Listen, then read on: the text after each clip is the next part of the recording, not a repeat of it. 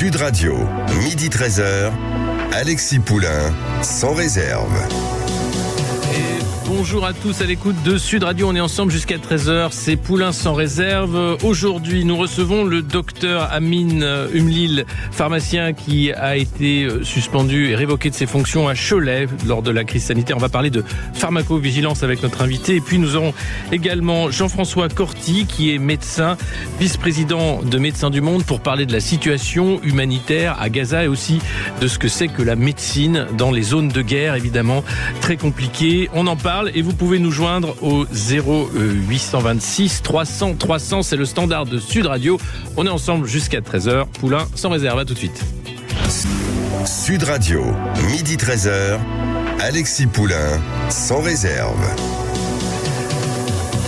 Bonjour à tous, Sud Radio, on est ensemble jusqu'à 13h. Notre premier invité, c'est le docteur Amin Umlil, qui était pharmacien à l'hôpital de Cholet, révoqué de ses fonctions au centre hospitalier pour soi-disant des actions de propagande anti-vaccinale durant la crise sanitaire. Il avait pourtant été entendu par l'Office parlementaire d'évaluation des choix scientifiques et technologiques avec un rapport qui s'appelle l'impossible consentement, remis dans le cadre de l'enquête de la commission d'enquête du Sénat. Bonjour, docteur Umlil.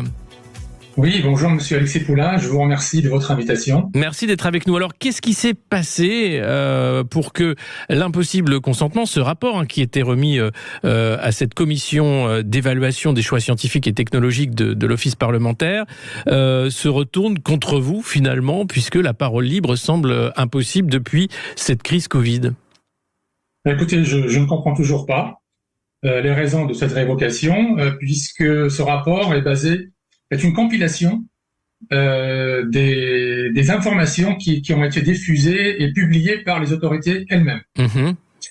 Et donc, en fait, ce rapport met en évidence une chose, et notamment le décalage entre ce que les autorités sanitaires et politiques savaient et ce qu'elles avaient écrit et publié, et le décalage avec ce qu'ils ont répété à longueur de journée dans les médias. Et comment vous expliquez ce décalage justement entre la littérature officielle et puis les messages qui ont été passés par les différents ministres de la Santé et les autorités telles que les autorités de santé régionales, mais aussi tout ce qui sont les ordres, ordre des médecins et ordre des pharmaciens en l'occurrence? Mais écoutez, dans le rapport qui a été publié le 9 juin 2022 par la commission, l'office dont vous venez de parler, c'est-à-dire l'Office parlementaire d'évaluation des choix scientifiques et technologiques, qui avait été présidé par le mathématicien et député Monsieur Cédric Villani. Eh bien, il y a un moment, à la fin du rapport, ils expliquent que le gouvernement s'est trouvé face à deux choix, à deux objectifs qu'il était mal aisé d'articuler. Mmh. D'un côté, informer correctement et complètement la population, et de l'autre côté, vacciner. Ce qui est invraisemblable, c'est-à-dire qu'ils considèrent que le fait d'informer de façon loyale et claire la population est un frein à la vaccination. C'est ce que vous appelez, vous, l'impossible consentement, c'est-à-dire qu'en réalité, les gens ont été vaccinés sans connaître réellement ce qu'était cette vaccination, ce produit. Les documents officiels, que ce soit de la Haute Autorité de Santé ou celle des autres, ou toutes les données qui sont publiées par les autres autorités, et elles étaient claires dès décembre 2020, c'est-à-dire que l'essai clinique qui avait conduit à l'octroi de l'autorisation de mise sur le marché conditionnel n'a apporté la preuve d'une efficacité ni sur les formes graves, ni sur la transmission virale, et qu'on avait peu de données sur les effets indésirables. Ouais. Et je vous laisse le soin de comparer avec ce qui a été diffusé tous dans une campagne promotionnelle, publicitaire. Et par les responsables politiques, mais aussi les responsables sanitaires et scientifiques, parce que c'est ça qui est grave. Et les ordres professionnels aussi, comme vous dites. Voilà, parce que vous avez tenté de faire suspendre cette décision de révocation, d'abord le 7 avril devant un tribunal administratif, mais les juges ont rejeté votre demande au nom de l'intérêt général qui s'attache au bon fonctionnement du service public hospitalier. Oui, c'était un référé, on voulait suspendre ma révocation en urgence. Mmh. Donc, le juge des référés a constaté l'urgence, étant donné que je n'ai plus de revenus. Ouais. Mais il a sorti cet argument d'intérêt général au motif que, comme mes analyses ont obtenu une grande adhésion auprès de la population, eh bien, le fait, si je retrouve mon travail, ça risque de troubler l'ordre public en quelque sorte. Ouais. Donc, c'est-à-dire, on marche sur la tête. Et le Conseil d'État, lui, il a refusé mon pourvoi dès l'admission. Oui, c'est ça. Ils n'ont même pas regardé ce qu'il y avait dedans, puisque le Centre national de gestion, vous disait de vous que vos actions de propagande anti-vaccinale brouillaient l'information du public, hein, c'est ça? En fait, ils ont écrit que toutes mes compétences sont unanimement reconnues, qui ne sont pas remises en cause, que ce que j'ai dit n'est pas faux, mais qu'il ne fallait pas que je le dise au public. Alors que j'étais en position d'informer le public. C'était mes fonctions. C'était mon rôle. Alors, vos fonctions à l'hôpital de Cholet, c'était quoi en l'occurrence? J'étais responsable d'une unité de pharmacovigilance. J'étais responsable de la pharmacovigilance depuis 2002. Depuis plus de 20 ans, c'est moi qui ai mis cette activité à l'hôpital de Cholet. J'ai été recruté pour ça. Ensuite, en 2007, j'ai mis en place la coordination de 9 vigilances sanitaires. 9, pas que la pharmacovigilance. Donc, la coordination entre 9 vigilances sanitaires à la demande de la Haute Autorité de Santé. Et puis, après, en 2010, j'ai créé le Centre territorial d'information indépendante sur le médicament, qui avait recueilli la satisfaction de toutes les autorités depuis 2015, notamment, quand on a commencé à publier et à faire des conférences à l'intérieur de l'hôpital, qui sont destinées à monsieur, madame, tout le monde, c'est-à-dire au public, pour leur permettre d'avoir une information accessible, compréhensible. Eh bien, ce centre, du jour au lendemain, je ne pouvais plus faire mon travail. Et l'OPEX, de toute façon, tout ce que j'ai publié, il a été validé dans le rapport de l'OPEX. Oui, l'OPEX, c'est l'Office parlementaire d'évaluation des choix scientifiques, qui était présidé par Villani, qui était là pour dire qu'il y avait eu des dysfonctionnements et une mauvaise information du public. En réalité, ce que vous disiez, qu'est-ce que c'est la pharmacovigilance, la définition de la pharmacovigilance? Eh bien, la pharmacovigilance, c'est la phase 4 d'évaluation d'un médicament, du rapport bénéfice-risque d'un médicament, qui permet de suivre le médicament toute sa vie. Et c'est en fait l'identification, l'analyse des effets indésirables que l'on observe dans la pratique quotidienne. Et le but de cette pharmacovigilance, c'est notamment de mettre en place des mesures préventives et correctives. Par exemple, il arrive qu'un médicament qui vient d'être commercialisé, au bout de quelques mois, voire quelques années, on identifie un nouvel effet indésirable, une nouvelle contre-indication. Et la pharmacovigilance permet justement de rajouter des informations dans la notice. Par exemple, un nouvel effet indésirable, par exemple, une nouvelle contre-indication. Et dans les cas extrêmes, elle peut conduire au retrait du marché du médicament. Et nous avons plusieurs exemples. Oui, et il faut savoir que la première gestion, le but de la pharmacovigilance dans la population, elle est vue comme le signalement des effets indésirables. Ouais. Mais là, en fait, le premier but de la pharmacovigilance, c'est de prévenir les effets indésirables, justement. C'est d'éviter qu'il y en ait. Et vous, justement, vous alertez avant les campagnes massives de vaccination, sachant que ce ne serait pas forcément ça qui empêcherait la propagation. Et on vous empêche de faire votre travail. Qui vous a empêché, en fait? À quel moment vous avez été débranché pour ne pas faire votre métier de pharmacovigilance? En fait, au départ, c'était très tendu. Quand j'ai voulu faire une conférence sur les vaccins, mais j'ai pu la faire quand même avec le soutien de la direction de l'hôpital, mais j'ai senti que le climat était tendu quand même. Et en fait, j'ai pu faire mon travail jusqu'à l'article du 2 avril 2021, que j'ai publié avec une consoeur pharmacienne. Et cet article a révélé les incertitudes sur la composition du vaccin lui-même, sur le procédé de fabrication et la reproductibilité des lots. Et on a fait avec cette consoeur que de mettre à la disposition du public ce qui a été publié dans l'autorisation de mise sur le marché. C'est-à-dire ce qui a été validé par le laboratoire lui-même. Mais pourquoi cette censure alors qu'est-ce qui s'est passé pour que la parole soit à ce point censurée? Dans la foulée, des journalistes, ils ont attaqué l'hôpital, et notamment les fact-checkers de l'AFP, D'accord. Et il n'y a pas que l'AFP. Et puis des attaques anonymes sur Twitter. Et ensuite, la direction de l'hôpital a retourné sa veste et a commencé à dire non, c'est un blog personnel du docteur Umlil, alors c'est un blog de l'hôpital. Ouais.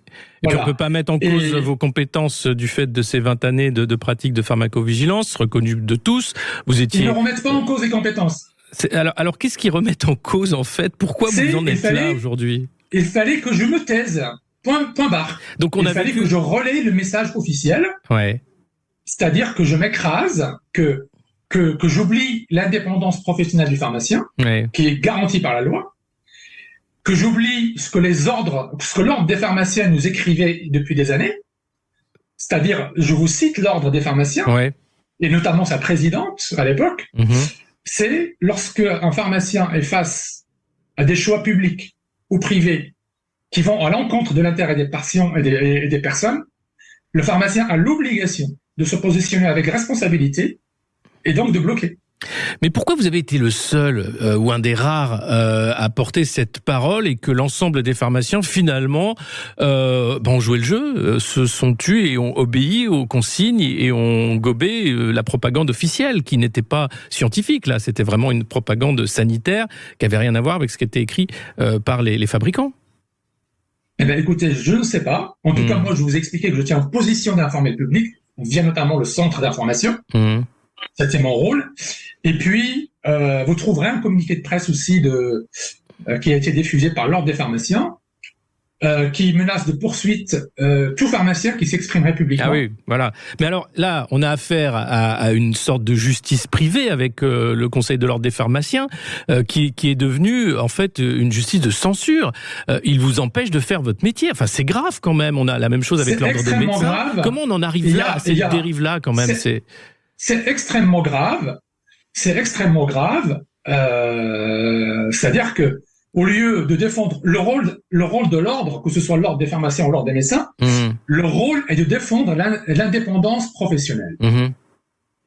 Et c'est marqué dans la partie législative du Code santé publique. C'est leur mission qui fonde leur existence. C'est aussi d'aider les pharmaciens. Pourquoi cette indépendance professionnelle? L'ordre nous explique que cette indépendance professionnelle n'est pas là pour le confort du praticien, mais pour la protection du public et pour garder sa confiance. Et là, on assiste à des directives de l'ordre qui n'ont rien à voir avec sa mission réglementaire et avec ce que lui-même diffusait auprès des pharmaciens auparavant. Donc, et c'est de façon globale, c'est ce qu'on a assisté, c'est-à-dire il y avait un ordre qui était donné là-haut. Et il fallait que tout le monde... Il y a eu une sorte de putsch administratif qui a pris la place du scientifique. C'est ce que disait des médecins et des pharmaciens. Ce que disait il avait l'obligation de dire non, on n'a pas assez de données. À minima, on doit porter à la connaissance de toute personne que nous ne savons pas grand-chose et que c'est à la personne de prendre de façon libre et éclairée sa décision de se vacciner ou de ne pas se vacciner. Et je rappelle que moi, je n'ai jamais révélé mon statut vaccinal pour ne pas influencer quiconque. Et tout ce que j'ai publié, c'est indépendamment de ma position personnelle, ce que je pourrais faire de mon corps. Ça me regarde comme moi. Et en 20 années de pharmacovigilance, vous n'avez jamais été taxé d'être un anti-vax ou quoi que ce soit. Ça n'a rien à voir avec ça. Est-ce que vous diriez qu'on a vécu un moment totalitaire où finalement les gens, et notamment les experts, les scientifiques, les pharmaciens, ont préféré obéir pour ne pas avoir d'ennui plutôt que d'avoir le courage de dire ce qu'ils pensaient? Je pense qu'effectivement... je pense que durant cette période-là, je pense que nous avons basculé d'une démocratie vers la tyrannie, oui. Vers une véritable tyrannie qui est basée sur la contrainte, sur les menaces qui vont jusqu'au bout, jusqu'à poursuivre des médecins qui ont alerté, jusqu'à révoquer des pharmaciens comme moi. Je vous rappelle que je suis le seul praticien en France qui a été révoqué par une autorité administrative et poursuivi ensuite par l'ordre des pharmaciens. Mais pourquoi cet acharnement? Enfin, c'est à eux de répondre à la question. Moi, je ne comprends pas. Aujourd'hui, quelle est votre situation aujourd'hui? Enfin, quels sont vos recours? Vous êtes sans emploi, donc vous ne pouvez pas pratiquer. Quels sont vos recours? La révocation n'est pas définitive. On attend le tribunal administratif de Nantes qu'il puisse se prononcer sur le fond. Ok. Voilà. Et puis on a eu une audience à l'ordre des pharmaciens. Juste pour vous donner une idée, on est arrivé à l'ordre des pharmaciens. L'audience, elle était publique, donc je peux vous raconter. C'était le 19 octobre, c'est ça la dernière audience. Le rapporteur, elle a eu lieu le 19 octobre. Oui, c'est ça. À Paris. Et donc le rapporteur est arrivé, il a lu une page de son rapport. Alors son rapport, il fait quasiment une page. Il a listé ce que l'ordre me reproche, et il n'a soulevé aucun des moyens qu'on a versés dans mes écritures. Et mon avocat n'a pas manqué, maître Thomas Vénagès, n'a pas manqué de leur rappeler, regardez, une violation flagrante des droits de la défense. Et quoi qu'il en soit, ils sont arrivés, et comme si on n'avait pas déposé une question prioritaire de constitutionnalité. Donc l'audience qui a eu lieu la dernière fois, c'était exclusivement réservé à la question prioritaire de constitutionnalité, justement, où je démontre que toute cette procédure disciplinaire est inconstitutionnelle.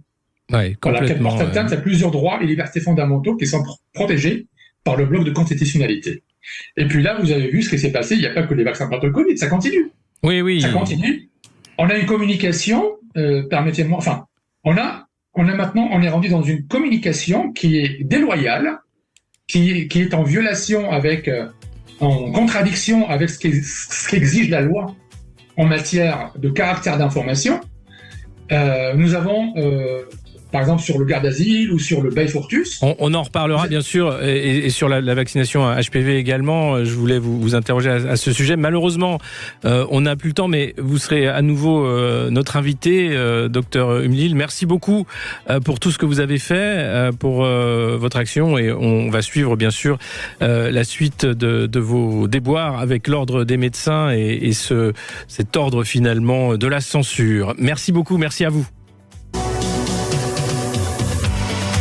C'est l'heure de l'édito. Alors moi je voulais parler d'Éric Dupond-Moretti, notre ministre de la Justice, qui va rester à son poste pendant son procès. Et oui, le ministre de la Justice va être jugé pour prise illégale d'intérêt du 6 au 17 novembre, mais il ne quittera pas ses fonctions au ministère de la Justice, sans doute pour être au plus proche du terrain. Il est soupçonné d'avoir usé de ses fonctions de ministre pour régler des comptes personnels avec des magistrats avec lesquels il avait eu des différends lorsqu'il était avocat, et notamment il est question de juge du parquet national financier. Alors, quel pays au monde peut s'enorgueillir d'avoir un ministre de la Justice mis en examen et en procès, mais en fonction? Eh bien, la France, et pas n'importe laquelle, c'est la France d'Emmanuel Macron. Et on l'a un peu oublié, mais il avait une vision lorsqu'il était candidat à la présidentielle. Emmanuel Macron, c'était pour assurer la probité et la vertu dans la vie politique française, secouée par de nombreuses affaires. On l'écoute à l'époque. Dans le principe, un ministre doit quitter le gouvernement lorsqu'il est mis en examen. Bon, alors ça, c'est bien la voix d'Emmanuel Macron. Il a bien dit ça en 2017. Et à part François Bayrou, qui en a fait les frais, alors qu'il fut un très éphémère ministre de la Justice, du 17 mai au 21 juin 2017, personne n'a eu à démissionner parce que mis en examen seulement Marielle de Sarnez, elle aussi au Modem, qui était ministre pendant un mois, à la même période, aux affaires européennes. Alors, je ne sais pas comment il le vit, François Bayrou, actuellement, ni quels sont ses rapports avec Éric Dupond-Moretti. Il a eu quand même des lots de consolation après ce ministère éphémère, le Conseil national de la refondation, le Haut Commissariat au plan, mais c'est un peu quand même quand tu récupères un autocuiseur à la place du SUV, quand tu finis deuxième à un jeu concours à la télé, par exemple. Enfin bon, la République exemplaire, c'est la Cour de justice de la République aussi. L'assurance d'une justice impartiale, mais aussi spéciale pour les ministres en fonction. Et d'ailleurs, pour ne pas perturber la marche impassible et implacable de l'État, Éric Dupond-Moretti pourra s'excuser au Conseil des ministres ou être remplacé sur les bancs de l'Assemblée et même déléguer des signatures à son directeur de cabinet. C'est quand même bien fait, la République, c'est vachement bien fait. Le garde des Sceaux va être jugé par 3 magistrats professionnels issus de la Cour de cassation, qui est la plus haute juridiction en France, et 12 juges parlementaires, 6 sénateurs et 6 députés, dont la députée de la France Insoumise, Danielle Obono. Ambiance. Est-ce que ce sera un procès politique ou un règlement de compte corporatiste ? À ce qu'on connaît du dossier, on peut craindre quand même un procès règlement de compte à Hockey Coral entre Dupond-Moretti et les juges du parquet national financier. Il sera capable de les attaquer sur leurs pratiques, on se rappelle des fadettes et plein d'autres choses, tout en défendant d'ailleurs son bilan de lutte contre le corporatisme à la tête du ministère de la Justice. Un procès boomerang qui en dit long sur les arcanes du pouvoir et le fonctionnement de l'État, entre justice parallèle et d'exception, fait du prince et compétition entre magistrats et hauts fonctionnaires, entre Saint-Germain et l'Élysée, et jusqu'à preuve du contraire, attention, Éric Dupond-Moretti n'est rendu coupable de rien. Et ça, c'est Olivier Véran qui le dit si bien, le porte-parole du gouvernement, qui n'est pas à une contre-vérité près. Alexis Poulain, sans réserve, l'invité. Et on continue, Alexis Poulain sans réserve jusqu'à 13h avec notre invité Jean-François Corti. Bonjour, vous êtes médecin et chercheur à l'Institut des Relations Internationales et Stratégiques et surtout vice-président de l'ONG Médecins du Monde. Je voulais vous inviter pour parler bien sûr de la situation humanitaire à Gaza, mais aussi pour avoir votre ressenti par rapport à ce que dit Russell Krief, qui a critiqué les ONG qui n'ont pas, soi-disant, selon elle, été assez véhémentes sur le sort des otages ou bien les crimes du Hamas. Qu'est-ce que vous pensez de cette accusation gratuite de Madame El Krief face aux ONG qui essayent de faire un travail sur le terrain ? Je pense qu'elle relève d'une forme de désinformation dramatique. Elle est du même niveau que les attaques que les ONG ont à gérer lorsqu'on les accuse d'être des complices de passeurs lorsqu'il faut sauver des vies en mer Méditerranée. Et je pense qu'il faut rappeler quelques principes. Les ONG, comme Médecins du Monde, Médecins sans frontières, elles ont un principe d'impartialité, c'est-à-dire que dans les conflits, elles interviennent des deux côtés. Elles interviennent lorsqu'elles sont une plus-value pour des systèmes de santé qui sont en rupture dans le cadre d'un conflit, et si elles peuvent apporter justement une capacité médicale adaptée à des besoins qui sont explosifs. Si bien que au lendemain, notamment, des attentats horribles du 7 octobre du Hamas en Israël. Il y a eu 1400 morts, dont une majorité de civils, mais Médecins du Monde a dénoncé, comme la plupart des ONG, ce drame. On a vu l'État israélien, qui est un État fort, pouvoir apporter des réponses médicales, sanitaires à cette problématique. Et donc, nous ne sommes pas une plus-value et nous n'avons pas été interpellés pour pouvoir venir donner un service et rendre un service. Si on est interpellé, probablement qu'on interviendra pour aider si besoin, mais il n'y a pas une rupture, je dirais, dans la capacité de répondre. Côté gazaoui, la situation est différente puisque les besoins sont explosifs. Donc, on est sur ce fonctionnement d'impartialité. Et puis, votre consoeur, elle mélange tout. Elle dit que les ONG comme MSF ou MDM ne sont pas assez partie prenante dans la gestion de tout ce qui relève des otages. Nous sommes pour, évidemment, nous avons une angoisse pour les otages et nous espérons qu'ils seront libérés et qu'ils resteront en vie comme la plupart des civils à Gaza qui sont innocents. Mais ce qu'elle oublie de mentionner, c'est que ce n'est pas dans le mandat d'une association comme MSF ou MDM de gérer ce genre de choses. C'est le mandat notamment de la Croix-Rouge et du CR qui sont dans le cadre des conventions de Genève en accord avec les États qui ont ce mandat de pouvoir discuter avec les parties prenantes d'un conflit et de gérer ce genre de situation, voire d'avoir accès à des prisonniers ou des otages. Donc nous, il faut pas nous taxer d'être dans l'incapacité de gérer ça, parce que c'est pas notre mandat et on n'a pas la capacité logistique et politique. Ensuite, elle mélange tout en parlant notamment des Nations Unies, qui ne sont pas des ONG, qui sont l'UNICEF, l'OMS, ce sont des agences des UN, donc qui n'ont pas le même mandat que les ONG. Donc on voit. Je ne sais pas pourquoi cette tentative de désinformation, parce que c'est une personne intelligente, elle a la capacité de se documenter, mais voilà, c'est à l'image d'une dérive globale où on attaque n'importe qui, y compris des ONG qui ont pour vocation de tenter d'humaniser la guerre dans le cadre du droit humanitaire international.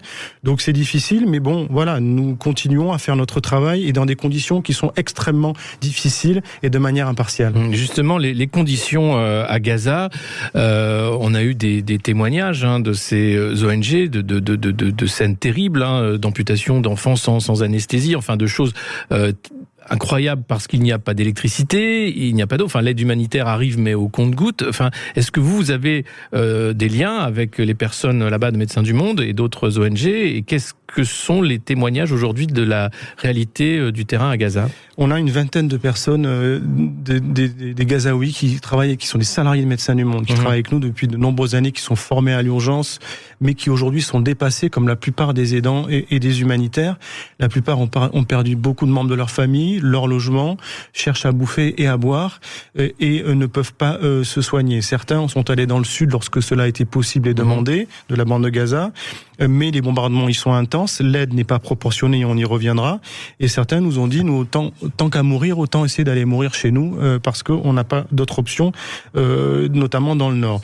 Nos soignants qui travaillent dans un hôpital dans le nord de la bande de Gaza, c'est une trentaine d'hôpitaux aujourd'hui, dont la plupart ne sont plus fonctionnels, et je vais y revenir. Ils nous disent quoi? Ils nous disent que les hôpitaux, ils regroupent à la fois des malades.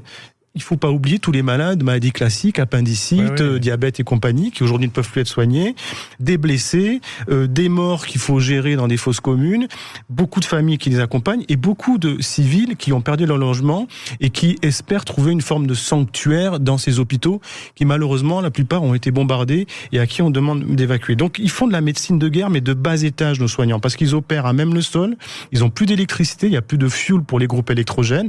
On a dans n'importe quel hôpital, y compris en France, des groupes électrogènes au cas où le système électrique général ne fonctionne plus, et il ne fonctionne plus à Gaza depuis pratiquement 3 semaines.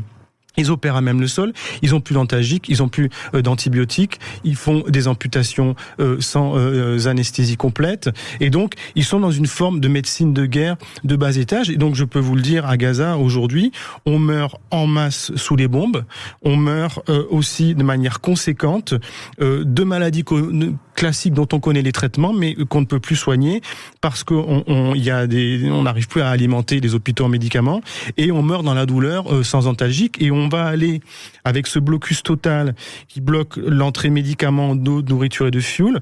Plus ce blocus s'étend dans le temps, plus il est efficace, et donc des mortalités exponentielles pour les plus précaires, les plus fragiles, que sont en général dans les zones de conflit les femmes enceintes, les malades, les vieillards et les enfants en bas âge. Pourquoi je dis ça? Parce que ce blocus, ce siège, il n'a pas pu être anticipé par la population. Dans plein de conflits qu'on connaît, et des sièges comme à Alep en Syrie ou à Mariupol il y a 2 ans, en Ukraine, on sait que le siège va arriver, les familles ont le temps de partir dans le reste du pays, des millions de personnes sont arrivées en Europe et ont été bien accueillies.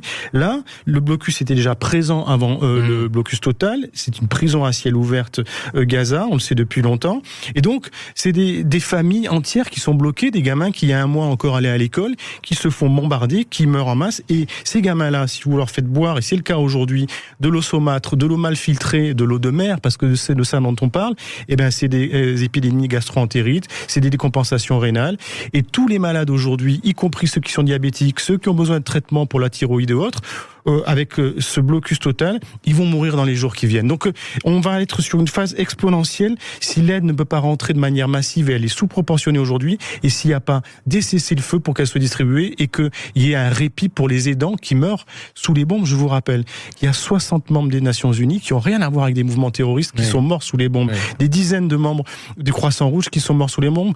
Donc on est dans une situation de conflit contemporain exceptionnelle où les aidants et les civils payent un lourd tribut. Et les journalistes également, les journalistes également de chaînes d'information.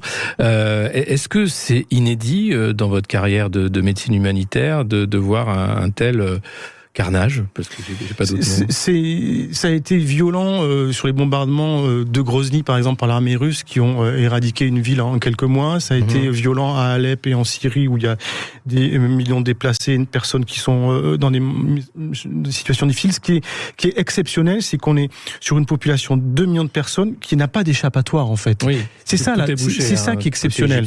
Exceptionnel, et que ces personnes ne peuvent pas s'échapper. Y compris des dizaines et des centaines de binationaux, d'expatriés qui commencent aujourd'hui à pouvoir évacuer. Mais voilà, il y a cette situation exceptionnelle d'une mortalité intense. On est déjà à plus de morts de civils en 15 jours de combat qu'en 2 à 3 ans de guerre en Ukraine, si vous voulez. Donc il y a cette question de proportionnalité, d'intensité, de manque d'échappatoire et d'incapacité, au fond d'impuissance pour l'aide humanitaire et pour les aidants à faire leur job. Donc cette situation est exceptionnelle, je le dis. On est dans une forme aussi d'instrumentalisation de l'aide humanitaire. Pourquoi ? Plusieurs niveaux, 3 niveaux de réponse. D'abord parce que cette aide, elle est massivement prépositionnée côté égyptien. Il y a des camions, des centaines de camions qui sont prêts à rentrer avec de l'eau, de la nourriture, du fuel qui peut pas rentrer aujourd'hui, des médicaments. Mais comme les bombardements continuent, sont intenses, cette aide, elle peut pas rentrer. Il y a un effet psychologique de savoir, quand vous êtes en manque d'eau et de nourriture, que cette aide est juste à côté. C'est de la survie, bien sûr. Voilà, que c'est la survie. Et quelque part, juste, je veux dire 2 choses. On va y revenir de toute façon. On va y revenir. Excusez-moi, on marque une pause, mais on continue. Merci de votre témoignage. On se retrouve dans un instant avec Jean-François Corti, vice-président de l'ONG Médecins du Monde. À tout de suite. On se retrouve avec notre invité Jean-François Corti, médecin et vice-président de Médecins du Monde. On parlait de la situation bien sûr terrible à Gaza et de l'entrée difficile de l'aide humanitaire. Où on en est alors aujourd'hui sur cette aide et les moyens d'action ? L'aide, elle est sous-calibrée par rapport aux besoins de 2 millions de personnes qui aujourd'hui cherchent à manger, à boire et où la plupart des hôpitaux sont en rupture de fuel et de médicaments. Ils sont en total collapse, comme je vous l'expliquais tout à l'heure. Les camions sont là, le matériel est prêt à rentrer, mais l'aide n'arrive pas de manière proportionnée. Depuis 10 jours, c'est environ 300 camions qui sont rentrés. Il en faudrait 100 par jour. Et avant le blocus total, c'était 400 à 500 qui rentraient par jour. Donc vous voyez bien le problème. Je disais tout à l'heure que l'aide humanitaire est instrumentalisée. Pourquoi ? À plusieurs niveaux. On a demandé à des centaines de milliers de personnes de bouger du nord vers le sud de la bande de Gaza, y compris des malades et des blessés. Mais quand vous êtes sous blocus, lorsqu'il y a des bombardements actifs, lorsque la plupart des malades ne sont pas transportables, c'est utiliser une rhétorique humanitaire à des fins de déplacement massif de population, et cela, c'est en rupture avec le droit humanitaire international. Et de la même manière que quand M. Biden ou l'Europe ou la France, on y reviendra, dit voilà, il faut de l'aide humanitaire ou de l'aide interétatique. Ils en envoient d'ailleurs au niveau côté égyptien. Il faut que ça rentre au fur et à mesure, mais on voit bien que c'est au compte-gouttes. Et en même temps, ils ne dénoncent pas, ils mettent pas des mots sur les raisons de cette catastrophe humanitaire que sont les bombardements et le blocus total. Eh bien, ils utilisent l'aide humanitaire comme un paravent moral pour masquer leur non-volonté de se positionner clairement sur la nature du drame. Et donc ça, c'est quelque chose qu'il faut dénoncer. Ouais. Alors on a un auditeur avec nous en ligne, Julien, qui nous appelle de Marseille. Bonjour. Bonjour Sud Radio. Bonjour. Alors déjà en préambule, cette guerre Hamas-Israël a fait autant de morts en 25 jours pratiquement que la guerre Russie-Ukraine dans les 2 camps, en civil. C'est d'ailleurs qu'on est à peu près au même quantum de morts et de blessés en 525 jours qu'en 25 jours. Et ma question, ça serait, est-ce que le plus grand crime de guerre, ça serait pas de ne pas faire rentrer l'aide humanitaire et de laisser mourir ces gens des suites de leurs blessures ou de faim, plus que même les bombardements qui se disent des dégâts collatéraux, quelque chose qui n'existe pas en fait. Soit des crimes de guerre, soit ça n'en est pas. Merci beaucoup. Alors oui, c'est la question de la trêve en fait humanitaire qui est appelée timidement par les différents responsables. La France, par exemple, ce matin, Olivier Véran sur BFM parlait d'une condamnation ferme du bombardement de Jabalia, mais c'est tout. Enfin, on n'est pas dans une demande de cesser le feu. La trêve humanitaire, on ne sait pas vraiment ce que ça veut dire. Quels sont aujourd'hui les appuis qu'on peut avoir auprès des différents membres de l'ONU? Ce qu'il faut absolument aujourd'hui, au minimum, c'est un cessez-le-feu pour que l'aide humanitaire puisse rentrer en masse, que ce soit au nord et au sud. Il n'y a aucune raison qu'elle aille pas au nord, même si les Israéliens ne le souhaitent pas, et qu'elle puisse être proportionnée aux besoins. Pourquoi il faut un cessez-le-feu? Parce que l'aide, c'est pas tout qu'elle rentre, il faut qu'elle puisse être distribuée. Il y a toute une logistique, il faut trouver des points qui centralisent les distributions, où les civils sachent où aller, où les aidants ne meurent pas sous les bombes. Donc il faut que cette aide, elle puisse rentrer de manière proportionnée dans le contexte d'un cessez-le-feu. Après, il faut pouvoir considérer aussi, comme la plupart des expatriés ou des binationaux qui sont en train de sortir, que si les bombardements continuent, si l'enfer continue pour les Gazaouis, il faut donner la possibilité à ces Gazaouis de sortir, s'ils veulent, de cet enfer, et notamment vers l'Égypte. Ça doit être une option pour sauver leur vie. Et puis enfin, il faut pouvoir pointer du doigt les raisons de ce drame. Vous l'avez évoqué, la France, certes, a condamné les bombardements hier des écoles des Nations Unies où des dizaines de gamins sont morts, mais elle reste sur une rhétorique sémantique où elle dit, comme les Américains et la plupart des Européens, il faut une trêve humanitaire. Non, il ne faut pas une trêve humanitaire, il faut un cessez-le-feu, et puis il faut pouvoir condamner, comme ils l'ont fait de manière légitime, et tout à fait justifier les atrocités du Hamas du 7 octobre. Il faut aussi condamner les atrocités qui sont en cours. On est en train d'observer 2 millions de personnes qui sont assoiffées, affamées, en rupture de soins, qui vont mourir de tout et de n'importe quoi. Et ça doit être dénoncé. On a le droit d'avoir des alliances, et la France a une alliance légitime et contestable avec Israël, dans un contexte de colonisation que je vous rappelle est assez intense.